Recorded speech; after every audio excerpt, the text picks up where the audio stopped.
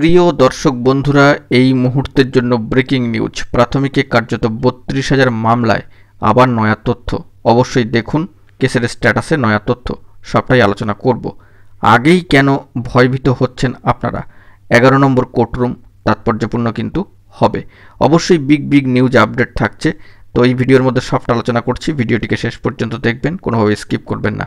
চ্যানেলটিকে সাবস্ক্রাইব করে নিয়ে সঙ্গে থাকবেন। চলুন কথাবার্তা না বাড়িয়ে আমরা মূল টপিকটাতেই ফোকাস করি। বন্ধুরা, প্রাথমিকে ৩২,০০০ মামলায় উঠে আসছে কেসের স্ট্যাটাস এবং সেখান থেকে নয়া তথ্য, আমরা সবটা আলোচনা করছি।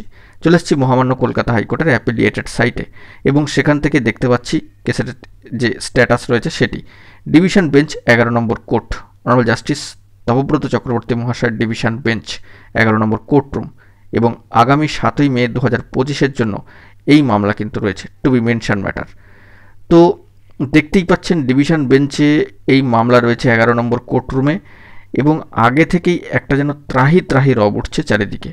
এর কারণটা অবশ্য সুপ্রিম কোর্টে প্রায় ২৬,০০০ চাকরি বাতিল মামলার যে রায় এসছে তারই একটা আবহ কিন্তু ঘোরাফেরা করছে।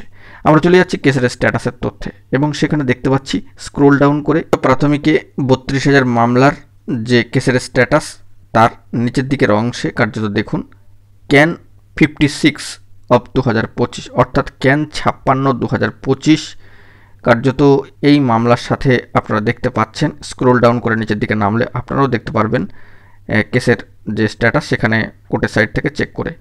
এবং অবশ্যই এখানে বলে রাখা দরকার যে 2/5/2025 কিন্তু দেখাচ্ছে যে ডেট অফ ফাইলিং, এবং অবশ্যই পেন্ডিং পর্যায়ে আইএস স্ট্যাটাস যেটা রয়েছে সেটা কিন্তু পেন্ডিং পর্যায়ে। তো বুঝতেই পারছেন একাধিক ক্যান কিন্তু লক্ষ্য করা যাচ্ছে। ক্যান 56 অফ 2025 2/5/2025 ডেডলাইনে দাঁড়িয়ে কিন্তু লক্ষ্য করতে পাচ্ছি আমরা। তো এখন বলবার বিষয়, আগে থেকেই কেন এরকম ত্রাহি রব উঠছে? কার্যত সর্বোচ্চ ন্যায়ালয় সুপ্রিম কোর্টে 2016 এসএসসি এসএলএসটি চাকরি বাতিল মামলায় যে রায় এসছে তারই পরিপ্রেক্ষিতে চারিদিকে একটা আবহ কিন্তু ঘোরাফেরা করছে।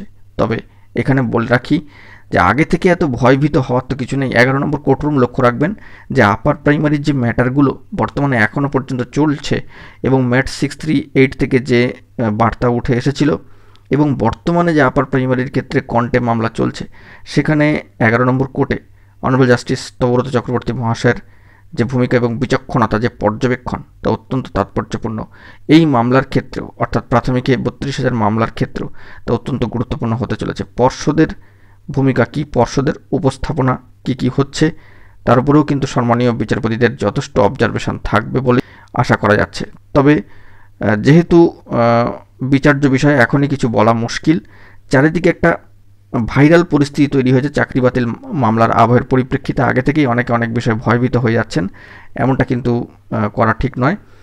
তো একটু ধৈর্য রাখতে হবে, কি হয় না হয় সব দিকে ফোকাস রাখতে হবে, এবং জোরদার সওয়াল জবাব চলবে, তারপরেই যাবতীয় বিষয় কিন্তু স্পষ্ট হবে। অগ্রিম কিছু নিয়ে আপনারা যদি দুশ্চিন্তাগ্রস্ত হয়ে পড়েন তা কিন্তু ঠিক নয়।